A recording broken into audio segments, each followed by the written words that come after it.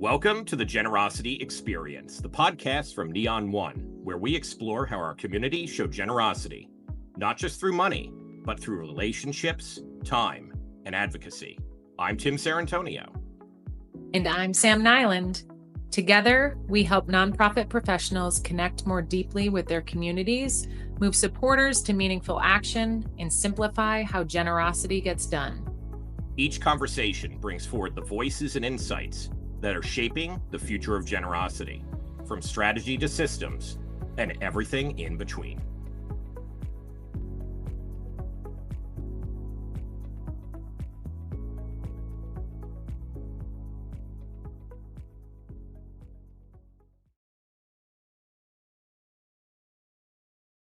Welcome back to our kickoff episode for September in the Generosity Experience. I'm your host, Tim Sarantonio. Very excited for a fantastic conversation that we're going to have with Kyle Curry at Windfall in a bit.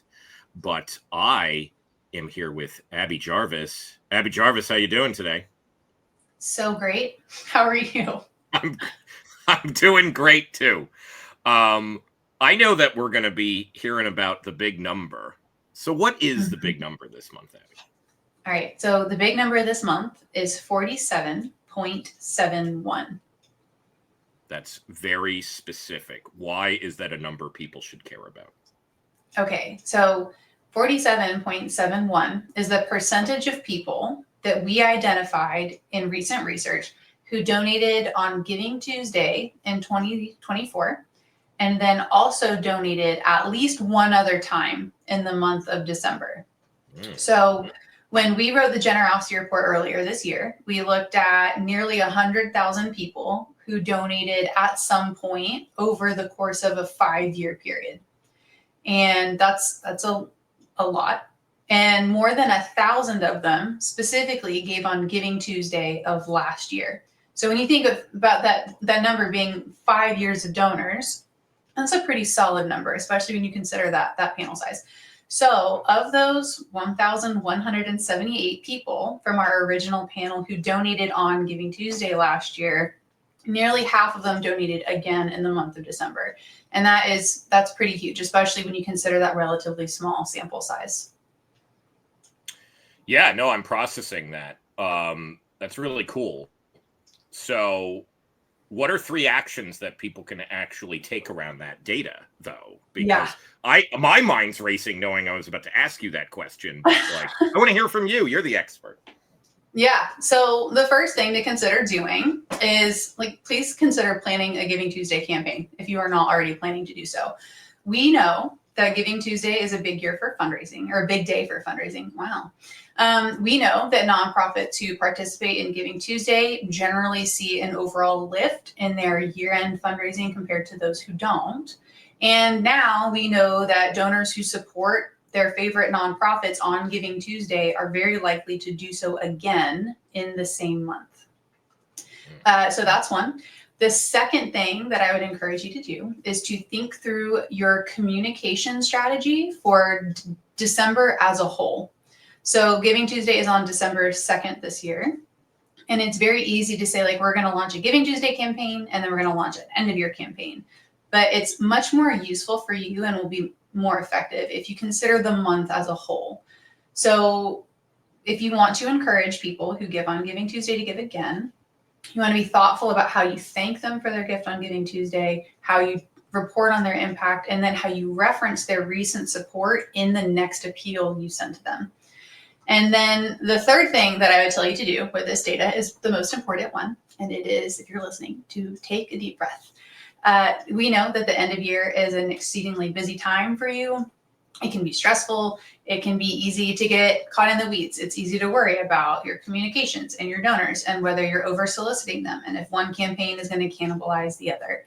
So if you're worrying, take a deep breath, just stop. This number shows you that the people in your community care about you.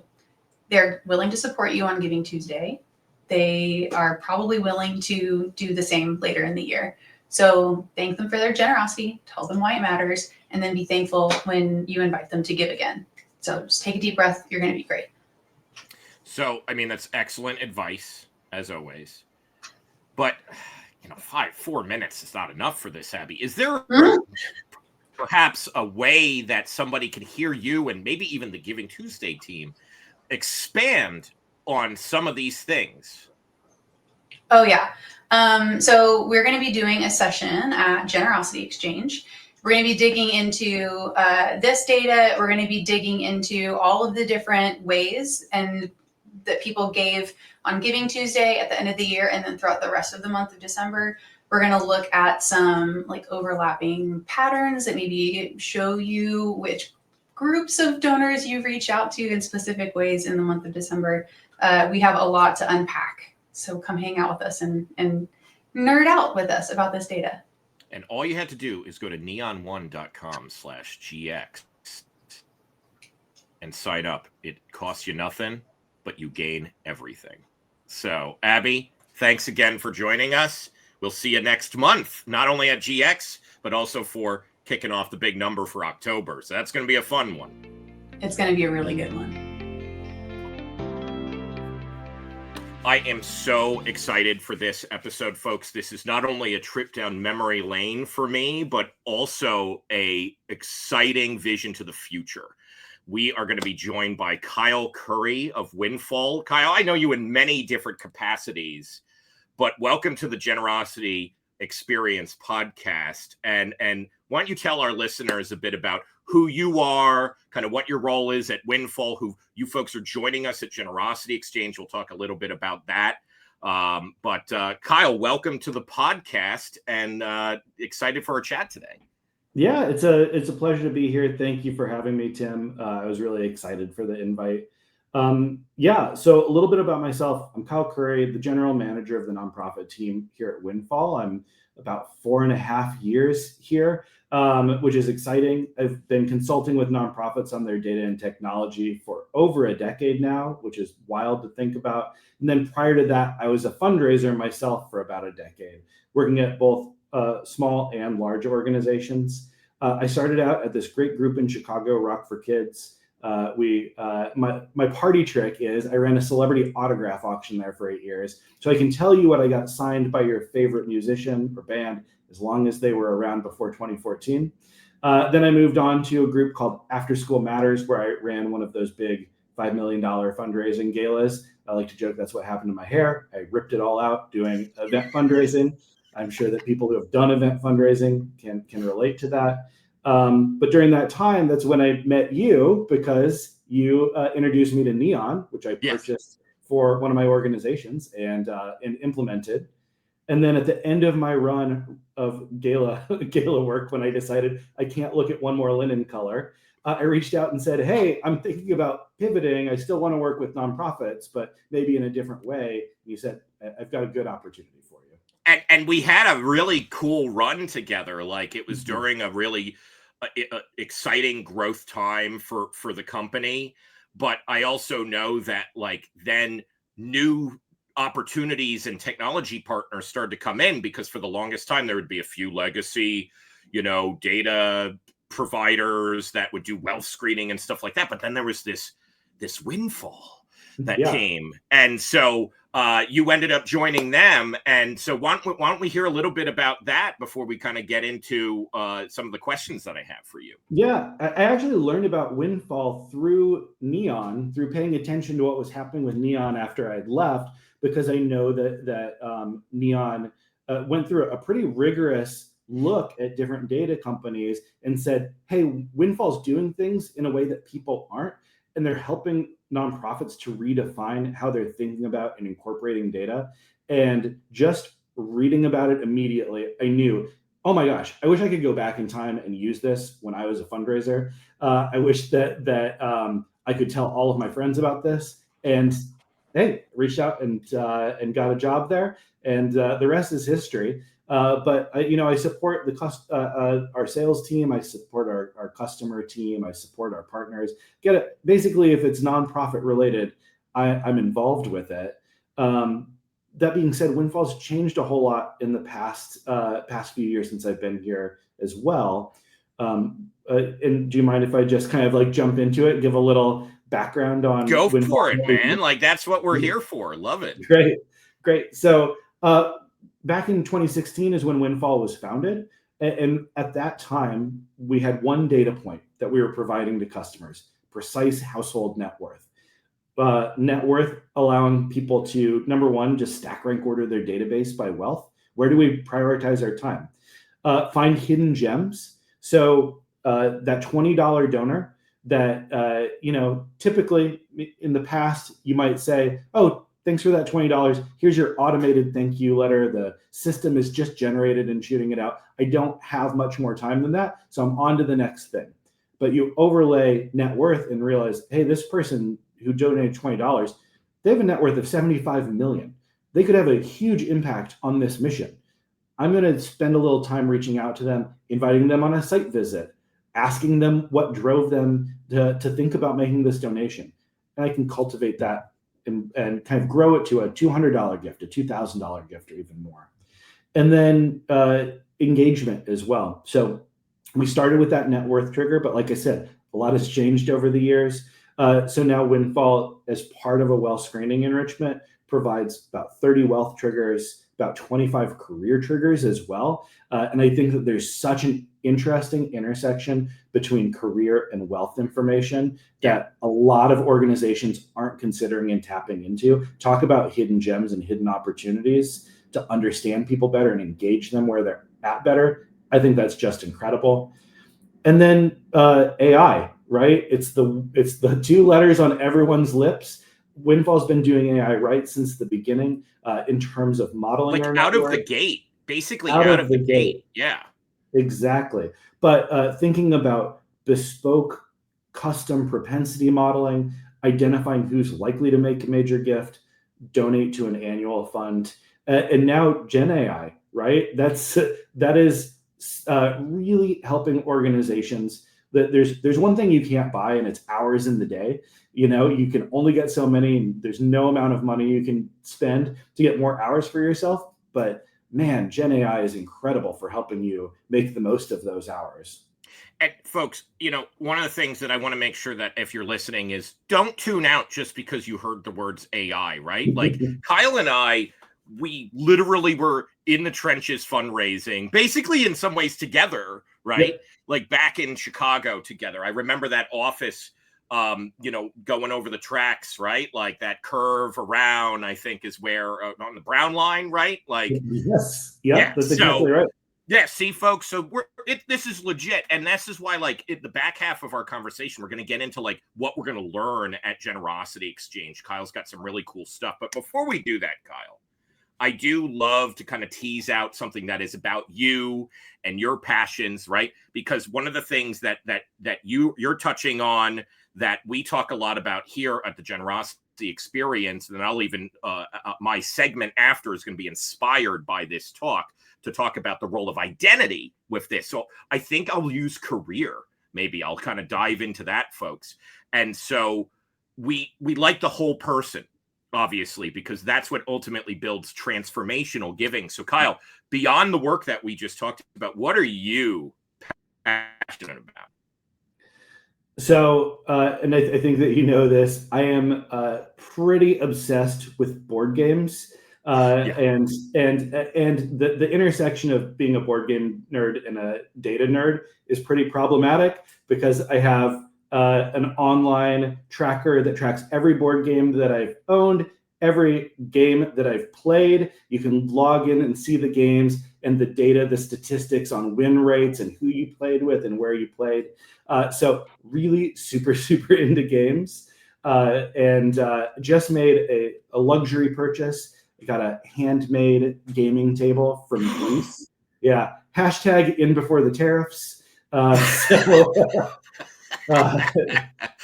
Describe the table, because I've seen some of these beautiful gaming tables, right? Like try to paint a picture of it. I'll send over a picture of it. It's from a company. Can we add it to the show notes? Is there like a site or something like that? Yeah. Yeah. It's from a company called Raskellers, just hand carved oak, just beautiful custom leather benches, player settings, flippable felt and velvet mats. It's too much, but it is. I sat down at it and I'm just in that gaming world, and I bring my 200 games to the table.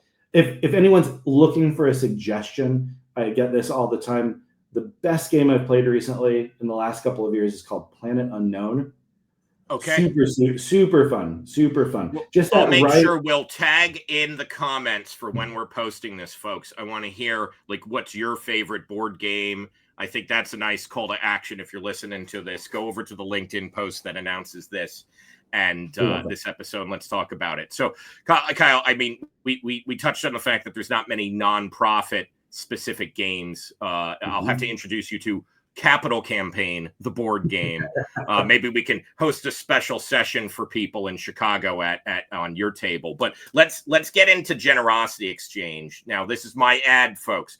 If you haven't registered yet, you can go to www.neon1.com/GX. Now, the reason I want you to do that is because you're going to get access for absolutely no cost for amazing sessions. We're going to have Diane Yentl. We're going to have, people like Mallory Erickson, but we're also going to have a lot of customers that are talking about their experiences. What I love, though, is the support that Windfall is showing in a lot of different ways for this event. We get to hold some special dinners around this. If you're in Atlanta or upstate New York right now, at least, maybe we'll do more. But for right now, let us know if you're available for that.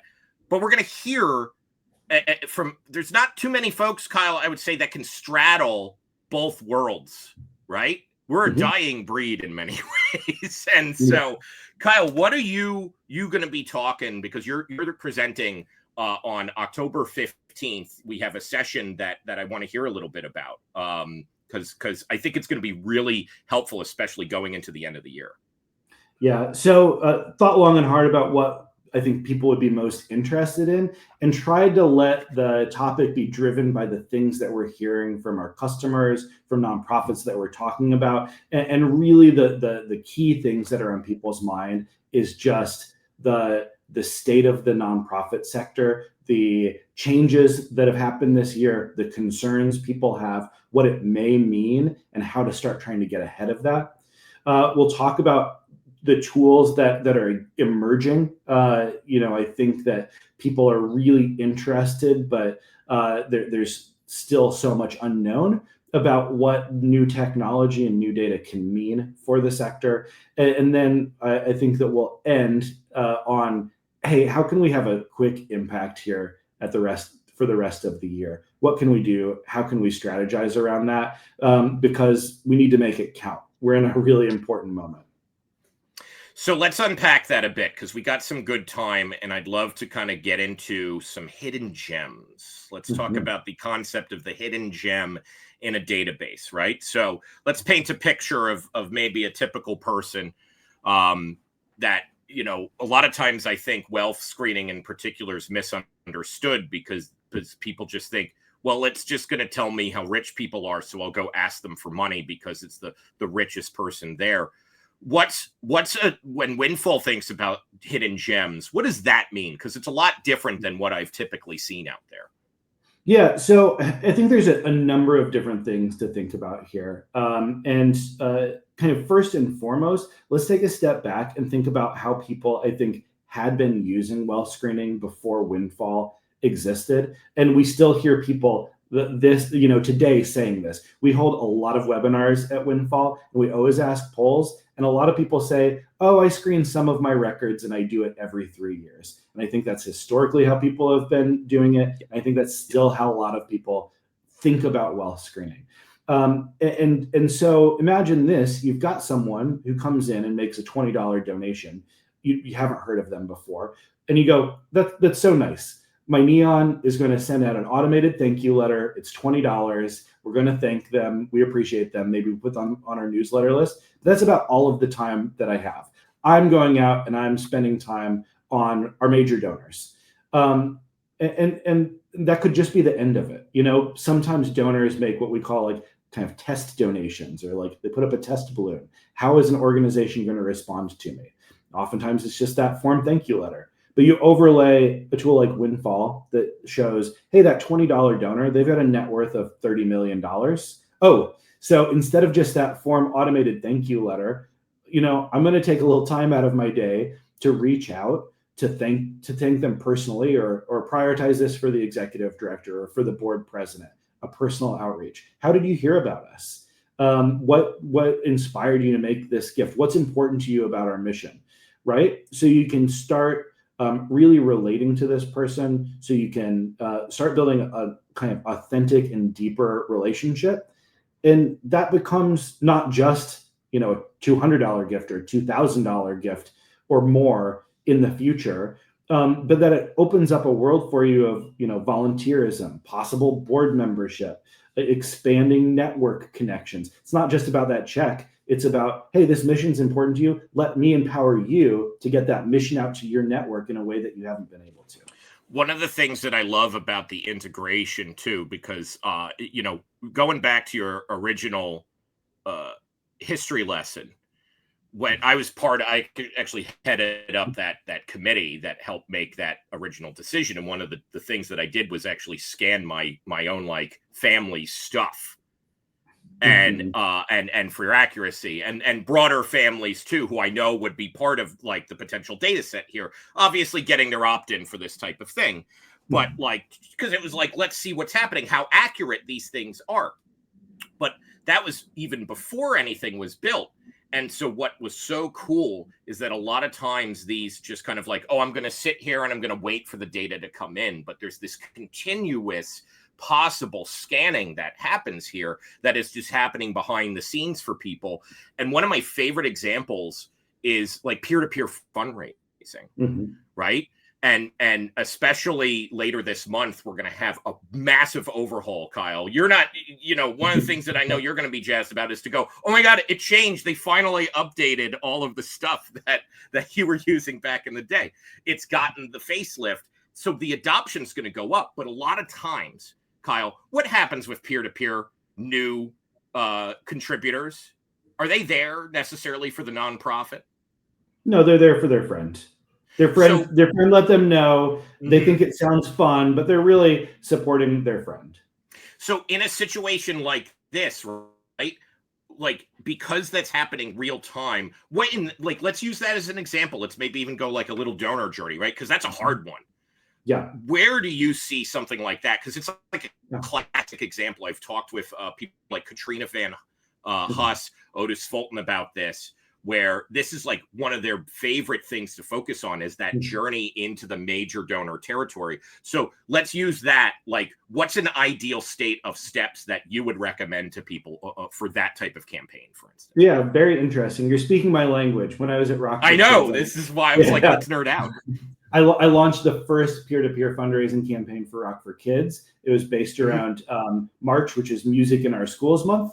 And at the time, I think peer-to-peer fundraising was less common, less familiar than people realize it is now, right? So thinking about how kind of unlimited, always on wealth screening, how that can apply to peer-to-peer fundraising, I think people aren't tapping into that yet. And there's a lot of applications for it. And the first one that I think in terms of workflows is having these wealth identifiers, having career identifiers. Again, it's not just about going out and getting bigger gifts. It's about how are we going to communicate to these cohorts of people? And so you get an indicator that shows, hey, this person is high net worth. This person who is someone's, say it's an environmental organization in this case, and someone has signed up as a friend who's donating to a friend's peer-to-peer fundraising campaign. You overlay Windfall and you realize they're high net worth and they've given to other environmental organizations.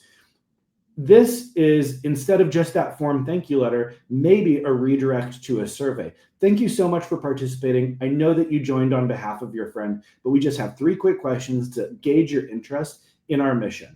Is this something that you're interested in? Or would you be interested in volunteering? Would you be interested in leading a fundraiser or coming to an informational session, right? See how many hand raisers that you can get or identify the good prospects using this data, and start moving someone from a friend who's engaging to someone who's really invested and engaged in the mission themselves. So that's one thing that I think about in terms of data and peer-to-peer fundraising. The other is taking a look at the people who are opting in as the fundraisers. I'm starting a fundraising page, I'm inviting my friends. Those are your huge champions. But then if you can look at the teams, okay, this person brought in 15 people, and I looked at the combined wealth of their friends that they brought in. Maybe they raised $1,000 for us, but the combined net worth of all of their friends is 300 million. Wow, that is a fundraiser that we go to and say, man, thank you so much for bringing in your friends. We would love to maybe even host a follow-up dinner with you to help talk to your friends more about the mission. Is that something that you're open for?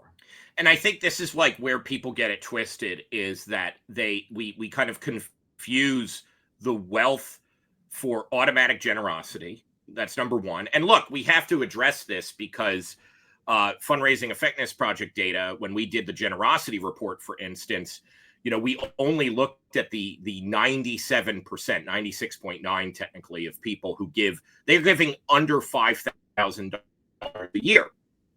And so we randomly grabbed a sample in our generosity report of just shy of 100,000 people. During that process, I was like, so we only know that they're giving, at least what we're analyzing here, under $5,000. But I then asked the team, can you also show us these people have windfall data? And Kyle, 10% of them did. So that means that the folks that we're talking about, these kind of more affluent individuals, they're not necessarily having that affinity built out. So there's this massive opportunity that we're seeing in things like peer-to-peer, because they can really bring a network that their friends, their networks, that's not about the money. It's not about how much people have. It's their capacity to give. It's the opportunity that you're painting here. And so that's what's so cool about this data is, if anything, it's helping you dream a little bit bigger if you contextualize it, right? It's not about they own the yacht, Yeah. So let's kind of end on that, because especially, what are some things that people can do to not automatically just chase the dollar as well? Maybe we can kind of end on that. And I'd love to hear, a little bit of some kind of rituals that you do, going into the end of the year.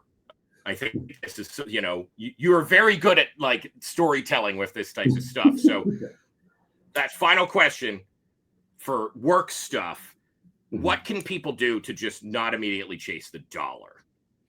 Yeah, absolutely. So, I say my team gets probably sick of me saying this. Fundraising is an art and a science, and fundraising is to support a mission. There's lots of ways to support a mission beyond just cutting a check for it. So data can help in a lot of different ways.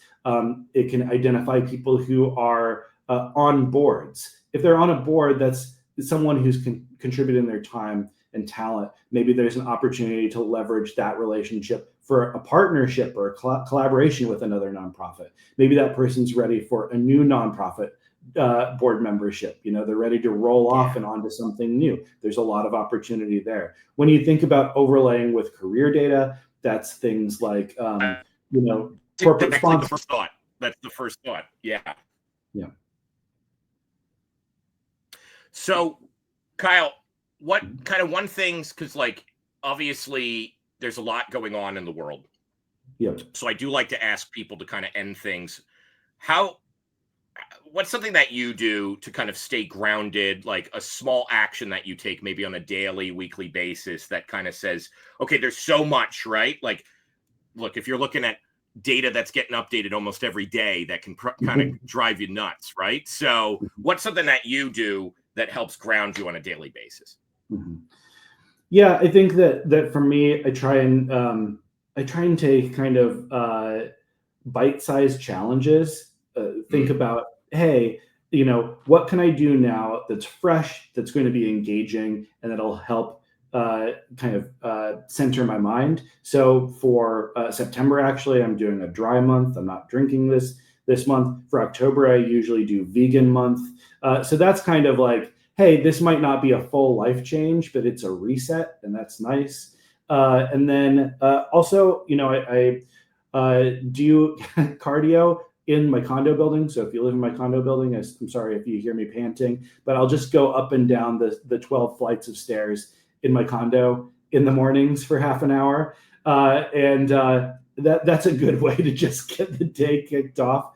I just rewatched BoJack Horseman, and there's a quote from it which is really good, which is, "It's hard. It gets easier, but you have to do it every day." So, I just said sometimes I take these kind of like bite-size challenges just to reset, but there's a good opportunity too to say, hey, I want to build new ongoing habits. And in that case, I'm mindful of like, hey, you just have to be consistent and do it every day. Love that. Love that. You might have just inspired the title of this episode, actually, with that. So awesome. Kyle, is there anything else that you want our listeners to know before we wrap it up for today? I value every single LinkedIn connection that I get. I love collaborating. If you want to talk event fundraising, if you want to talk peer-to-peer fundraising, if you want to talk data, if you want to talk board games, Kyle Curry at Windfall, and I'm on LinkedIn. So reach out and connect. Love it. Awesome. Thank you, Kyle. Can't wait to see you at Generosity Exchange. Once again, thank you so much to Windfall for supporting the event as our premier sponsor. And we're so excited to see people. Just go to www.neon1.com/GX and you can see Kyle and much, much more amazing things from them at the event in a few weeks. Thank you very much. Really exciting episode today to hear both of our guests. We had Abby Jarvis unpacking some really critical Giving Tuesday data, and Kyle from Windfall. Both of those folks are going to be joining us back again at Generosity Exchange. Head to neon1.com/GX for that. But I want to kind of take the ball and run with what both Abby and Kyle were talking about. And it really comes down to, in a lot of different ways, when you think about someone learning about your organization for the first time, or maybe they've been exposed to it and you're trying to figure out ways that you can invite people in further. I always go back to the book, and this connects especially to what Kyle was talking about for things like careers, to the book, The Millionaire Next Door. It's a fantastic book. And basically it talks about the nature of wealth in American society, but in a way that helps you go, well, no, not everybody's like Jeff Bezos. Most people aren't. In fact, very few people are the ultra high net worth individual.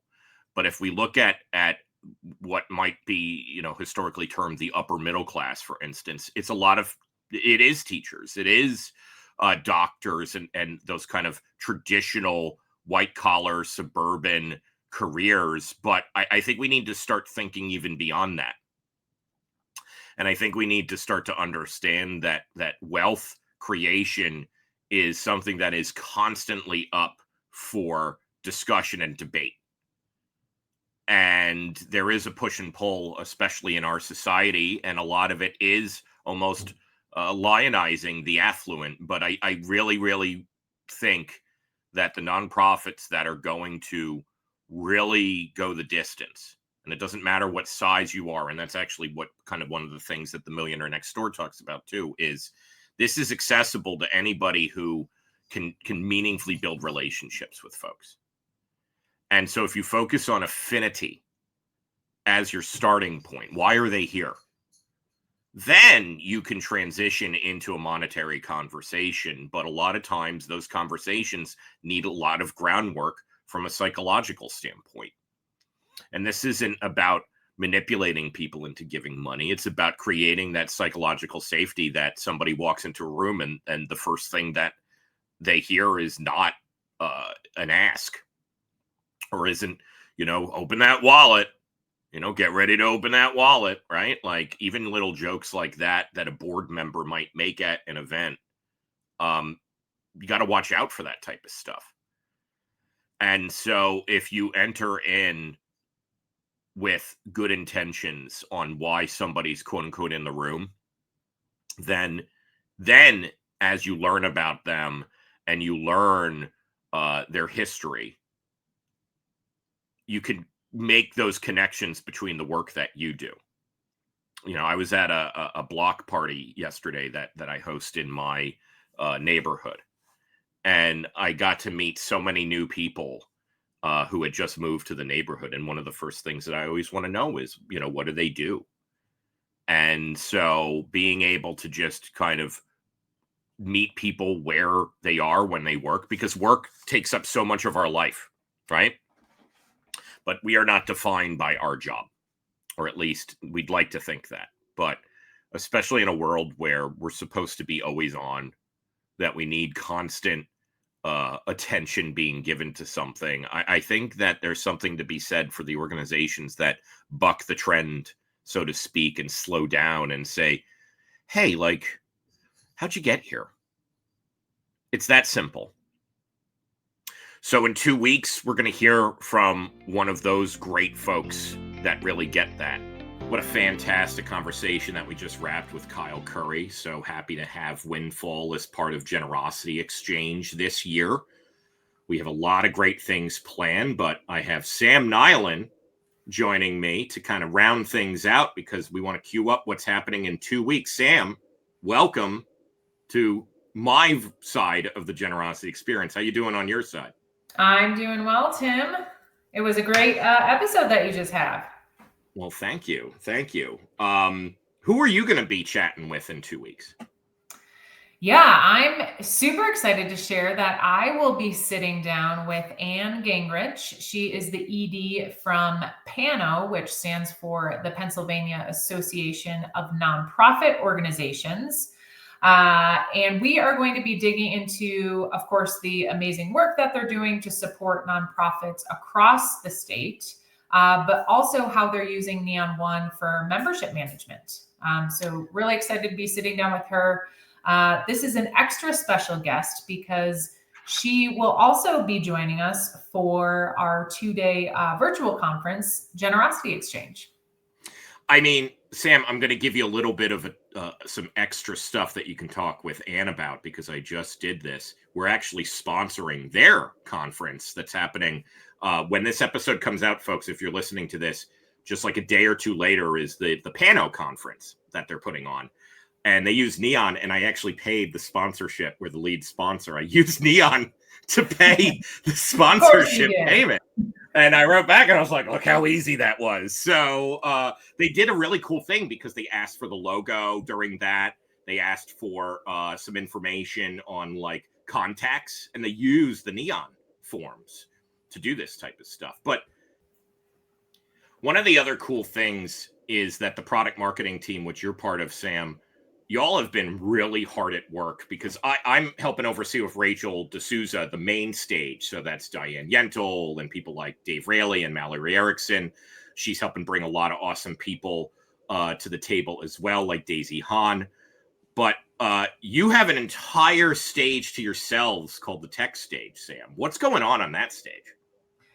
Yeah, we are really excited this year. I think this definitely, I know that this year's Generosity Exchange will feature more clients than ever before. So we call them product track sessions. So we are focusing on various parts of Neon One tools.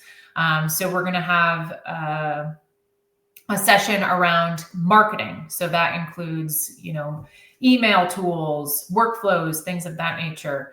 We're having a session around frictionless fundraising, how to maximize gift impact. We also have a full segment on volunteers, how to use volunteer tools within Neon One, but then also how to engage the volunteer force. We also have with Ben Williams. That's with Ben Williams, who you interviewed recently. Yes, it is. And love chatting with him. So we invited him back. We said, hey, you were so fun to talk to. Let's dive a little bit deeper. And then we have some lightning round sessions with some of our donation award winners.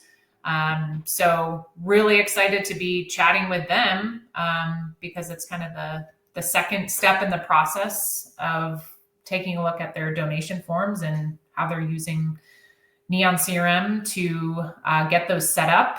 And we also have a few lightning round sessions that we are hosting with folks that we interviewed at Dream Big. They were donation form winners.